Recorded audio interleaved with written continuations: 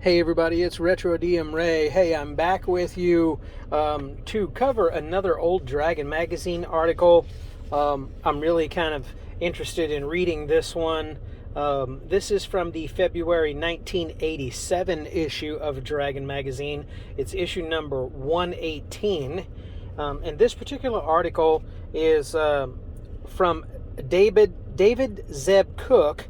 If you don't know, he was the lead on second edition, and I just want to read you a little bit about his thinking back then in '87 about what is going to be second edition, because there are some rather, let's just say in the grognard world, there are some rather interesting takes on the impetus for second edition, the thinking about second edition, if in fact they were doing any thinking.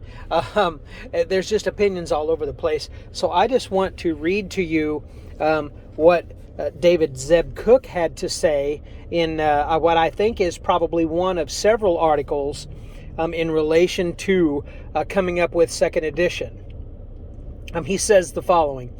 In this month's installment of quote-unquote The Game Lizards, we talk about the fate of our favorite character class. Pay attention. Don't fall asleep. Otherwise, it might be too late to change things. Right now, I'm asking to hear from you. Your opinions are important.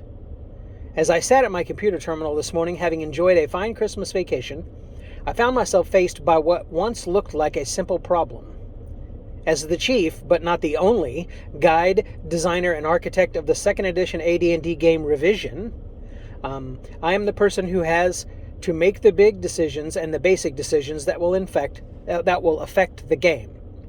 Now, just for a second, let me stop and say, second edition was always considered to be a revision of first edition, not a replacement. So that kind of those kinds of statements can stop there, and that's from the lead here, but not the only, but certainly the chief guide, designer, and architect of second edition. Okay, he says the decision that confronted me this morning has turned into a swamp, a morass, a dismal quagmire. The question is this: what player character should be included in the revised player's handbook? Instantly, the first answer is all of them. Of course, it's simple. Include all the player character classes that have appeared in the previous hardcover books. That way, everybody can play their favorite character class and everybody wins. If it only were that simple. Bluntly, the first problems are economics and space. There are a limited number of pages that can go into the revised player's handbook. In the current player's handbook and Unearthed Arcana are approximately 100 pages devoted to descriptions of races, classes, and basic spells. So let me stop there. Second, if you don't think that Unearthed Arcana was to be included in first edition as it progressed towards second, then David Zeb Cook has just cleared that up for you. That currently in that edition was the Player's Handbook and Unearthed Arcana. Some like it, some don't. That's okay.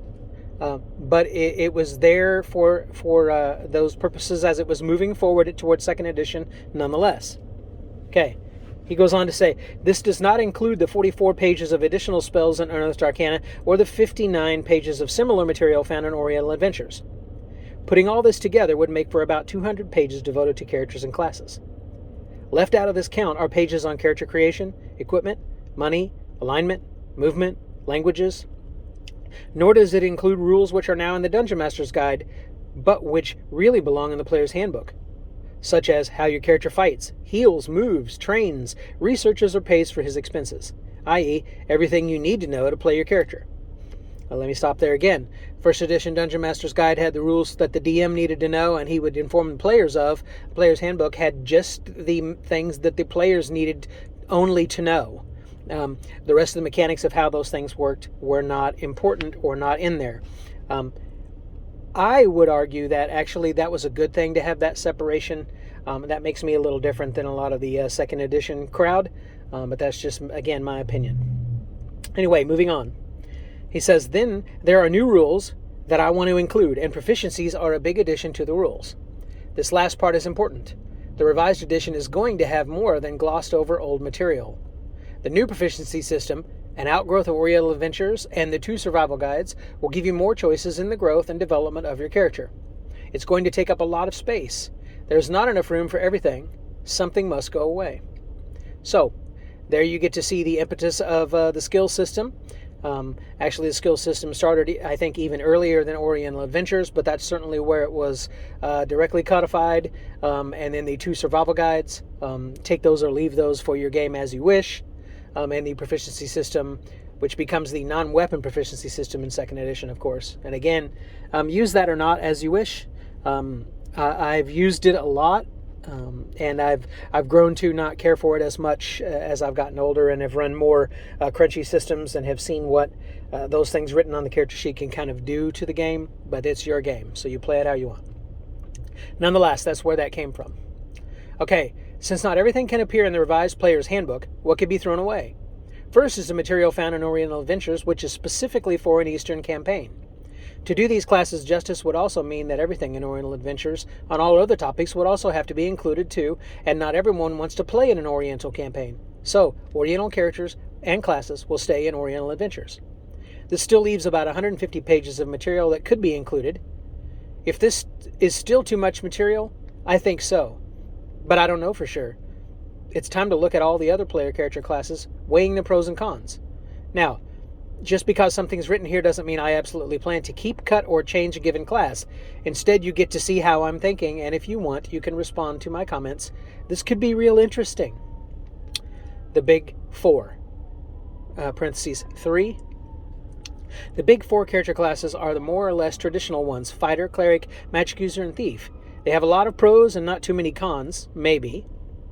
The Fighter is a simple character, fast to learn and not too complicated to play. He is admittedly not always the most exciting character, and some players even find him boring to run. In fact, the boredom factor might be a problem.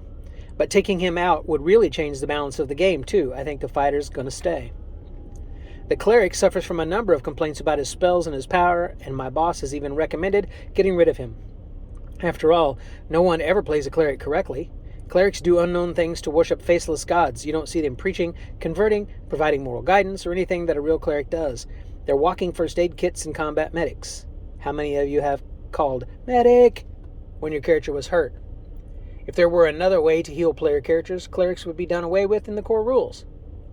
Later, a complete book could be devoted to them, giving them the detail and treatment they need. Neat idea, huh? At best, the cleric could use some fixing. I'm strongly against the suggestion of beefing up all the spell choices. The result would only be a magic user in different clothes. The idea of tailoring your cleric to fit a particular campaign or ethos could be used. This would mean broader rules about weapons allowed and not allowed, armor used, spells allowed, and proper behaviors. If we did this, you actually could tell the difference between a cleric of Thor and a cleric of what's-his-name. The magic user, a lynch mob will come after me if I kill the magic user. I don't think I need to say any more about that. Like the cleric, the thief suffers from a number of small complaints, but a few have demanded the death of the class. The thief is underpowered, but of course he's a weak fighter. He's the thief. He steals from everyone and ruins friendships. This is more of a problem of how the player's using the thief than the class itself. He dies too easily. This should encourage him to be sneaky. He advances in level too quickly. Well, that's because he dies so easily. Like clerics, thieves are actually likely to have small changes made to give the player more choices and subtle advantages. Chief of these may be moving all his thief abilities to the proficiency system. The swamp of subclasses. After the Big Four, or 3, the issue of keeping or killing character classes becomes a lot more confused. Let's start with the easy ones. The assassin is a goner, virtually guaranteed. It's highly unlikely that any amount of appeal will save his neck. He's disruptive to party harmony, and more importantly, presents the wrong image about AD&D games. If you really like assassin characters, I'm sorry, but you can still use the first edition character class. The monk was heavily revised in Oriental Adventures. This is where he properly belongs, and it is where he will stay. He's not really dead, but he's not going to be in the core rules. The bard just doesn't work. Too many confused rules and special exceptions were created just to make the bard fly. Some of his powers were seriously unbalancing and dumb in my personal opinion. Finally, the way he is described, the bard really belongs in only a Western European setting. Whoever heard of an Amerind bard with a magical harp or a Polynesian harpist bard? I'm sure I'll hear from someone. Thus, the bard, as he currently exists, will die. But is he gone? I don't know for sure. It seems like a good idea to heavily redesign the bard to fit with the rules and increase his playability. If this happened, if would probably mean a character class that specialized in communication and dealing with people. We'll see what happens. The Barbarian, Cavalier, Paladin, and Ranger all present special problems. Many people have complained that the Barbarian and Cavalier are unbalanced, unplayable, and unnecessary. Others have claimed they are great and marvelous. I agree with the first group, and my inclination is to not include them in the core rules, saving them instead for a special book devoted entirely to fighters. There we can give them bigger and better treatment. The Paladin, whom I confess I enjoy, is a strong character and is likely to remain. A good role-playing game needs a good, strong role model, and there is none better than the Paladin, the ultimate hero. Better definitions will be given, showing what playing a Paladin truly means and how we can work with a group. And finally, the Ranger is a big question mark. Like the Paladin, he's a strong archetype, the valiant woodsman. This makes me want to keep him. However, many of his powers are learned skills. With a proficiency system that lets your character learn skills, you may be able to make a normal fighter and give him the tracking and woodsman skills of the Ranger. The end result could still be a Ranger, but you wouldn't need a separate class. Of course, the proficiency system will probably be an optional feature of the game, so the Ranger would be as good as dead for some. The Illusionist is little more than a magic user with different spells. He could be dropped and his spells combined with the magic user list. Or he could become an example of a school of magic users who specialize in illusions and trickery. I lean strongly toward this idea, especially since schools of magic presents a lot of other possibilities. Enchanters, conjurers, savants, etc. Think of the can of worms this would open. It'd be great. With a strong proficiency system, the Thief Acrobat can still exist, though not as a separate character class. He would be essentially a thief with lots of acrobatic proficiencies. The end result is no different. Finally, there's the Druid. You notice I saved this one for last. Of all the subclasses, this presents the hardest decision. Some feel he is too weak and limited only to wilderness adventures. Like the Bard, he's a Western European character type. Ever hear of an Arabic Druid? Finally, at his core, he is only a cleric following a particular mythos. These are the cons. In his favor, he inspires an intense loyalty in some players, and when cleverly played, is powerful and amusing. Finally, his abilities are very different from a normal cleric. Ideally, it would be nice if he could be worked into the character class, an example of the differences between clerics of various mythos.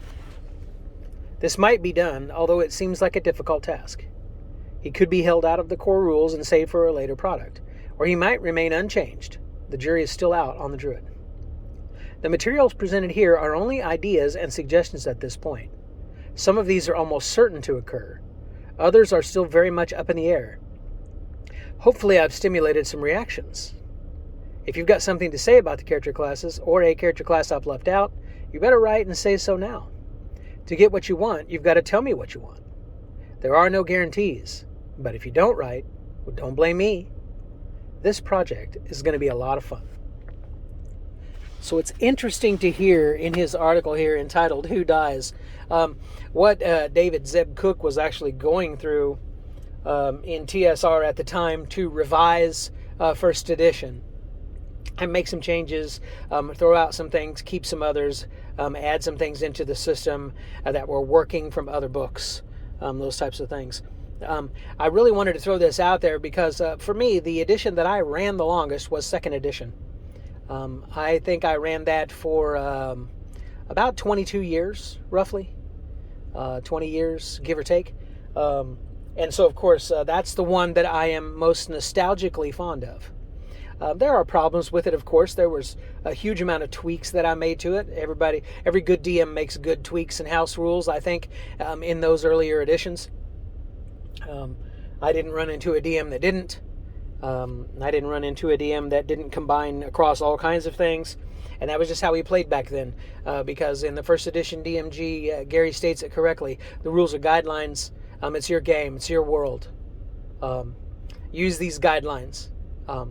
I would say make sure you read through them and you know all the guidelines so that you then know which ones to take and which ones to leave or which ones to tweak. But it's your game. The system isn't built to run itself, or it shouldn't be. And the game shouldn't be built to run itself unless literally you're playing a solo game. And that's fine. So I just really liked this article. Thought I would share it with you and a few of my thoughts. I hope you're liking this stuff on the channel.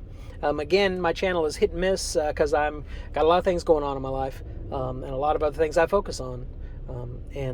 So I appreciate all of you who have subbed and all of you who have shared your comments. Please like, subscribe, and share to continue to help grow the channel. I'm still pushing hard for that 500 to reach my next goal of 1,000 so I can start doing some really cool things with that.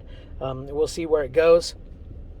Trying to get myself some equipment and stuff if I can actually ever get to those levels and get some support. But I just appreciate all the support that I have. Thank you guys very much for tuning in. And as Gary said in a lot of his articles, prosper and good gaming. Take care.